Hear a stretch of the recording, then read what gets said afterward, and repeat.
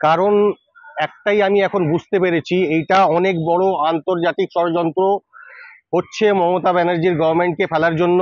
আর আমি শিওর আছি আগামী 2-3 মাসের মধ্যে বা 6 মাসের মধ্যে আমি গ্যারেন্টি দিচ্ছি এইটা সামনে আসবে সাধারণ মানুষের কাছে। আর সাধারণ মানুষ নিজেই জানতে পারবে যে কত বড় আন্তর্জাতিক ষড়যন্ত্র মমতা ব্যানার্জির গভর্নমেন্টের এগেনস্টে হচ্ছে। আর এই ডাক্তারদের যে আন্দোলন হচ্ছে, এই আন্দোলন প্রথমের দিকে একদম পিওর আন্দোলন ছিল।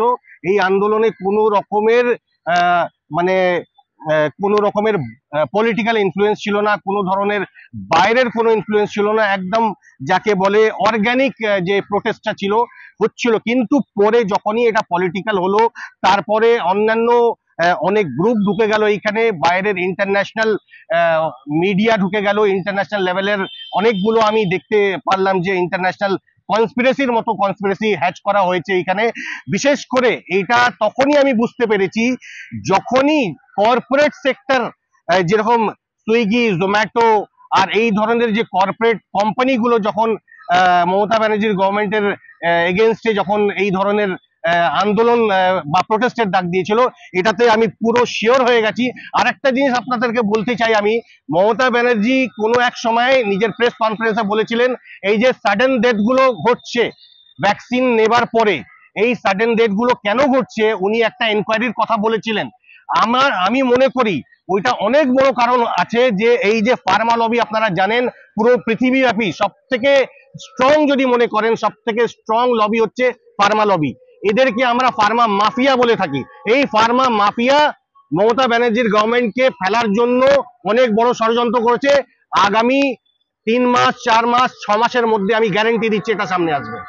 ভারতের একটি বিশেষ রাজনৈতিক দল, আপনারা জানেন বিগত 10 বছর 12 বছর থেকে যেভাবে তারা কর্পোরেট সেক্টরের মদতে বিভিন্ন রাজ্য দখল করছে, বিভিন্ন রাজ্যের যে লিডার্স গুলোকে, অন্যান্য পার্টির লিডার্স গুলোকে যেভাবে কেনা বেচা করছে, এটা আমরা এর আগে কোনোদিন এই ভারতবর্ষে দেখিনি। তো তাদের সঙ্গে যে কর্পোরেট সেক্টরের একটি বিশেষ রাজনৈতিক দলের যে কর্পোরেট সেক্টরের যে যোগসাজ আছে, এটা আমরা মানে বুঝতে আর ইয়ে নেই, বাকি নেই। আমি মনে করি যে ওই কর্পোরেট সেক্টর যারা একটি বিশেষ রাজনৈতিক দলকে হেল্প করছিল এতদিন থেকে, তারাই মমতা ব্যানার্জির গভর্নমেন্টকে ফেলতে চাইছে। আর তাদের যে কর্পোরেট যে লবি আছে, তারা মমতা ব্যানার্জির গভর্নমেন্টকে যেভাবে বিগত কিছুদিন থেকে এই ইস্যুটা নিয়ে যেভাবে হ্যারাস করছে, যেভাবে ন্যাশনাল মিডিয়া, আপনারা জানেন যে 90% ন্যাশনাল মিডিয়া যে আছে তারা নিজেরা কিনে নিয়েছে, তাদের দখলে আছে। এই জন্যই আমি মনে করি কর্পোরেট সেক্টর পুরো মদত দিচ্ছে একটি বিশেষ রাজনৈতিক দলকে, যে পশ্চিমবঙ্গের যে সরকারকে ফেলে দেয়া। মানে পশ্চিমবঙ্গের সরকার তো একটি ইলেকটেড সরকার আছে, ইলেকটেড সরকার আগামী আজকে 2-2.5 বছর বাকি আছে, কিন্তু যখন থেকে এই সরকার গঠন হয়েছে তার পেছনে এরা যেভাবে উঠে পড়ে লেগেছে, সেটা কিন্তু আমাদের গণতন্ত্রের জন্য আমি মনে করি একদম ঠিক নয়। আপনারা দেখেছেন শেখ হাসিনার গভর্নমেন্টকে যেভাবে টপেল করা হলো, যেভাবে শেখ হাসিনা স্টুডেন্টদের উপরে নির্যাতন করেছিলেন, প্রায় 300 থেকে 500 স্টুডেন্টকে যেভাবে মেরেছিলেন পুলিশের ইয়ের থেকে।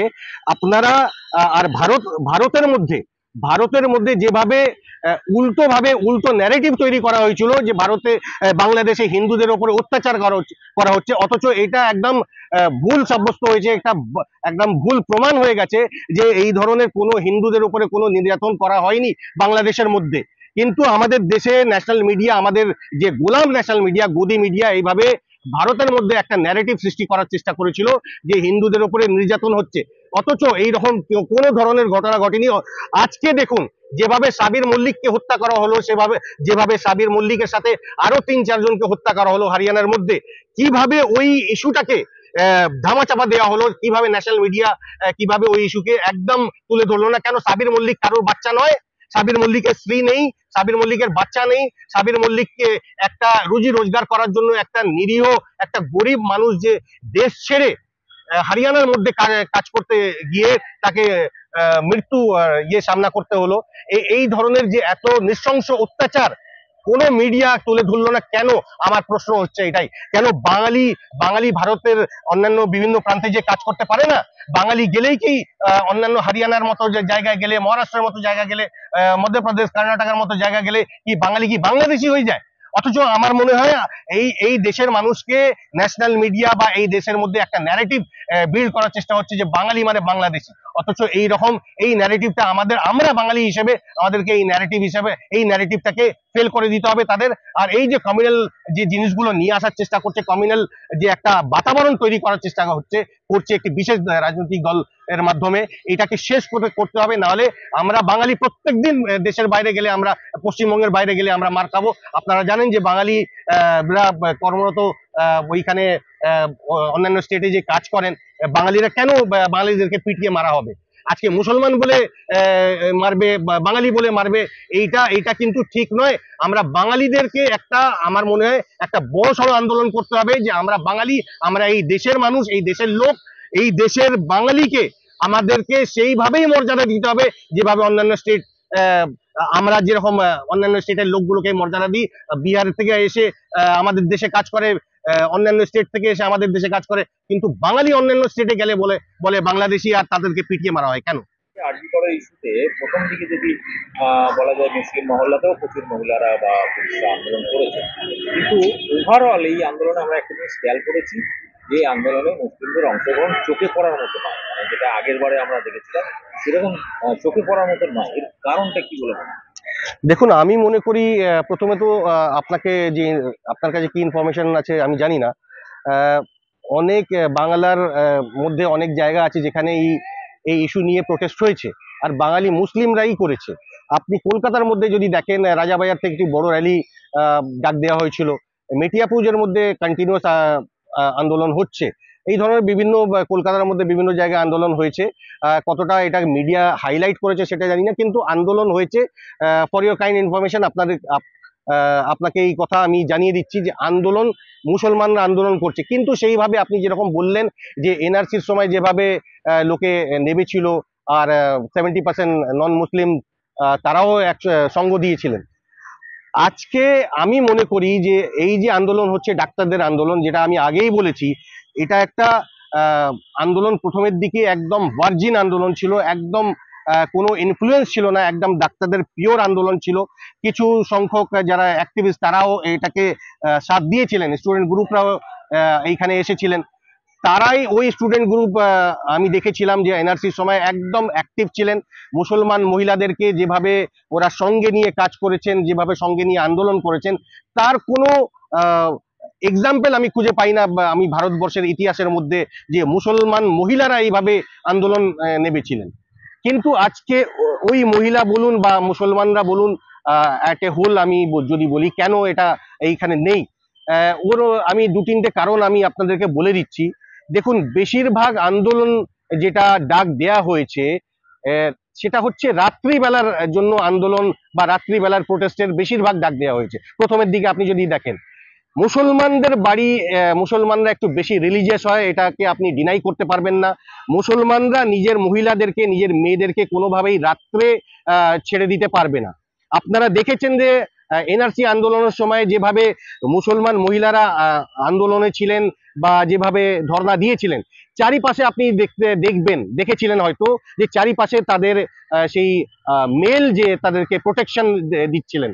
আপনারা এটা হয়তো আপনারা দেখেছেন হয়তো।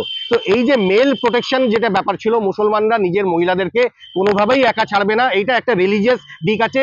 মুসলমানরা এইটা কোনোদিন মেনে নেবে না যে তাদের বাড়ির, আপনি দেখেছেন গাজার মধ্যে যেভাবে নৃশংস হত্যা হচ্ছে গত 1 বছর থেকে, যেখানে 50,000-এরও বেশি মহিলা বাচ্চারা, যার মধ্যে 70-80% মহিলারা বাচ্চারা আছে, সেখানে কি আপনারা মহিলাদেরকে আন্দোলন করতে দেখেছেন? এত লোক মারা গেছেন, যেভাবে পুরো গাজাকে একদম মিসমার করে দেওয়া হয়েছে, যেভাবে পুরো গাজার উপরে বম্বিং করা হয়েছে, কেন সেইখানে মহিলারা বেরোচ্ছেন না? তো এই একই সেন্টিমেন্ট কাজ করে আমাদের মুসলমান মহিলারা আছে, যে গাজার মধ্যে থাকুক, ইন্ডিয়ার মধ্যে থাকুক, পাকিস্তানের মধ্যে থাকুক, আমরা আমাদের মহিলাদেরকে যেভাবে এইভাবে রাস্তায় বেরোতে দেব না। অবশ্যই আমরা ডাক্তারদের প্রোটেস্টের সঙ্গে আছি, অবশ্যই আমরা সেই বোনের সাথে আছি, সেই মায়ের সাথে আছি, যে মা যে আছে একটি মেয়ে খুইয়েছে, এত আমরা আহত আছি, আমরা শোকাহত আছি যে এই ধরনের ঘটনা কারোর সাথে যেমন না ঘটুক। আর আর, যদি আপনি বলেন যে আরো যদি কোনো ইস্যু যদি আপনি বলেন এর সাথে আর কি ইস্যু আছে, আরেকটা জিনিস আছে, কিছু কিছু কিছু রিলিজিয়াস জিনিস আমি দেখছি। যেরকম কিছুদিন আগে ওই দ্বীপ জ্বালানোর একটা ঘটনা নিয়ে একটা ডাক দেওয়া হয়েছিল, 1 ঘন্টা প্রদীপ জ্বালাবে। তো শঙ্খ বাজাবে। তো এই প্রদীপ জ্বালানো আর শঙ্খ বাজানো পুরোপুরি হিন্দু কালচার থেকে এসেছে। আপনারা জানেন রামচন্দ্র যখন 14 বছরের বনবাস পেরিয়ে যখন অযোধ্যায় এসেছিলেন, তখন অযোধ্যাবাসীরা এই দ্বীপ জ্বালিয়ে তাকে স্বাগত করেছিলেন। এইটা একটা রিলিজিয়াস এর সঙ্গে এটা জড়িত আছে। এইটা মুসলিম যেহেতু একটা আমরাও রিলিজিয়নকে ফলো করি, আমরা সবসময় এই অন্যায়ের বিরুদ্ধে আছি। কিন্তু এই এই জিনিসগুলোকে আমরা যদি এইগুলো যদি এর মধ্যে না আনা হতো, রিলিজিয়ন বা কালচারাল হিন্দু কালচারকে যদি না ঢোকানো হতো, তাহলে আমরা আরো এটার মধ্যে পার্টিসিপেট করতাম। ওভারঅল বাকি মুসলিম পুরুষদের মধ্যেও আমরা অংশগ্রহণ কম দেখছি। কোনো কারণে বিজেপি এই আন্দোলনটাকে কন্ট্রোল করছিল সেই কারণে? দেখুন, এটা তো একদম সত্যি যেভাবে বিজেপি এটাকে টেক ওভার করেছে। আর এই টেক ওভারটা শুধু একটাই কারণে করেছে, যেভাবে যে লেফটিস্ট স্টুডেন্ট গ্রুপ যেভাবে বিজেপিকে একটা পিস অফ কেকের মতো আন্দোলনটাকে তুলে দিয়েছে। লেফটিস্ট স্টুডেন্ট যে গ্রুপ আছে বা লেফটিস্ট অ্যাক্টিভিস্ট বলুন, প্রো মাওয়িস্ট বলুন, প্রো নাক্সাল বলুন, যে গ্রুপগুলো আছে, যেভাবে বিজেপিকে এই আন্দোলনটাকে পিস অফ কেকের মতো দিয়ে দিয়েছে। আর সেটা মুসলমান মেল বলুন বা মুসলমানরা সবাই বুঝতে পেরেছে। যেভাবে বিজেপি ন্যাশনাল মিডিয়া পুরোপুরি গদি মিডিয়া আছে, গদি মিডিয়া যেভাবে কন্টিনিউয়াস ক্যাম্পেইন করেছে ভারত এই বাংলার গভর্নমেন্টের বিরুদ্ধে, বাংলার গভর্নমেন্টকে মানে কিভাবে এটাকে ফেলে দেওয়া হয়, যেভাবে গভর্নরকে কাজে লাগিয়ে বা যেভাবে একটা গভর্নর রুল আনার জন্য, প্রেসিডেন্ট রুল লাগু করার জন্য যেভাবে মমতা গভর্নমেন্টকে ফেলার যে প্রচেষ্টা হচ্ছে, অপপ্রচেষ্টা, এটা বুঝতে পেরেছে মুসলমানরা। আর মুসলমানরা জানে যে এমন না যে মুসলমানরা পলিটিক্স বোঝে না, মুসলমানরা অতটাই পলিটিক্স বোঝে যে ভারতের অন্যান্য যে রিলিজিয়াস গ্রুপ আছে তারা তাদের মতোই সব পলিটিক্স বুঝে। যদি এটাকে বলেন যে আপনি যেটা বলতে চাইছেন, অবশ্যই মুসলমানরা জানে যে এটা এই আন্দোলনকে বিজেপি টেক ওভার করেছে। কিন্তু আমি মনে করি এখনো ডাক্তাররা, কিছু কিছু ডাক্তারদের গ্রুপ আছে যারা একদম পিওরলি তারা ওই জাস্টিসের জন্য এটা আন্দোলন করছে। আর আমি মনে করি এটা হওয়া উচিত, এমন না যে এটা বন্ধ করে দেওয়া উচিত। দেখুন, আজকে যদি ওনারা না আসতেন তাহলে প্রিন্সিপাল আরজি করের যে প্রিন্সিপাল, তাকে যে অ্যারেস্ট করা হয়েছে, এটা পরে জানা যাবে উনি ইনভলভ ছিলেন কিনা। কিন্তু ওনাকে এই রেপের জন্য তো অ্যারেস্ট করা হয়নি, ওনাকে কারাপশন চার্জের জন্য অ্যারেস্ট করা হয়েছে। সে যাই হোক, এখন ম্যাটারটা সাবজুডিস আছে। সুপ্রিম কোর্ট এটাকে কোথায় কি দেখবে, জাজমেন্ট কি হবে, আমরা কিছুই জানি না। হয়তো উনি খালাস হয়ে যেতে পারেন, হয়তো উনি কারাপ্ট হিসেবে ওনাকে জেলবন্দি করা যেতে পারে। এটা আমরা বলতে পারবো না, এটা যেহেতু ম্যাটারটা সাবজুডিস আছে। আমি মনে করি যে আমার লাস্ট যে ইয়েটা আছে, কথাটা, ওটা হচ্ছে যে তাড়াতাড়ি যেন জাস্টিস পাক। আমি তিলোত্তমার যে জাস্টিসের জন্য আমিও দোয়া করছি, বিং এ মুসলিম। আমি চাই যে তাড়াতাড়ি জাস্টিসটা পাক। আন্দোলনগুলো এখন যেখানে যেখানে হচ্ছে সেখানে তো সিবিআই তদন্ত করছে, এত টাইম নিয়ে নিল, এখনো পর্যন্ত সেগুলো কোনো ক্লু পাইনি। লাস্ট দুটো ডিএনএ রিপোর্ট পেয়েছে, সেখানে কিন্তু সঞ্জয় রায় ছাড়া কারোর অভিযোগ পাওয়া যায়। তাহলে যে আন্দোলনগুলো যে হচ্ছে সেগুলো তো সিবিআই কেন্দ্রে, মানে সিডিও কমপ্লেক্স বা নিজাম প্যালেসে যাওয়া হচ্ছে, আন্দোলনগুলো বিকৃত হবে, এইগুলো করা হচ্ছে, উদ্দেশ্যটা মানে আন্দোলনটা কিভাবে করা? দেখুন, এর আগেও আমি আপনাকে বলেছি যে আমি নিজেই বুঝতে পারছি না যে আন্দোলনটা কেন স্ট্রেচ করা হচ্ছে, এটাকে কেন এত বেশি লিঙ্গার করা হচ্ছে। আন্দোলনের যখনই এই ঘটনাটা ঘটে, পুলিশ তো, কলকাতা পুলিশ প্রম্পট অ্যাকশন নিয়ে যে দোষী ছিল, সে এখনো অ্যাকিউজড আছে, আমি তাকে দোষী বলবো না। কোর্ট যদি তাকে দোষী সাব্যস্ত করে, তাকে কঠিনতম শাস্তি দিতেই হবে। আর খুব যেন স্পিডি ট্রায়াল করে তাকে শাস্তি দেওয়া হোক। আর বাকি এর মধ্যে যদি আরো কেউ যদি ইনভলভ থাকে, তাদেরকেও শাস্তির মধ্যে আওতায় আনা উচিত। আর এখন তো যেহেতু কলকাতা পুলিশ খুব শীঘ্রই এটাকে অ্যারেস্ট করেছিল, আমি কলকাতা পুলিশকে ধন্যবাদ জানাচ্ছি। তার সাথে সাথে সিবিআই এর ব্যাপারে যখন আপনি প্রশ্ন করেছেন, সিবিআই কেও এই কেসটা যখন সিবিআই এর হাতে গেছে, সিবিআই কেও মানে খুব তাড়াতাড়ি শীঘ্রই একটা রিপোর্ট সুপ্রিম কোর্টে বা হাইকোর্টের তাড়াতাড়ি জমা দেওয়া উচিত, যে এই কেসটার যেন তাড়াতাড়ি আমরা যেন একটা রেজাল্ট দেখতে পারি। আমরা সবাই বাংলার বলুন সারা বিশ্বের মানুষ এই রেজাল্টের জন্য আমরা ওয়েট করছি।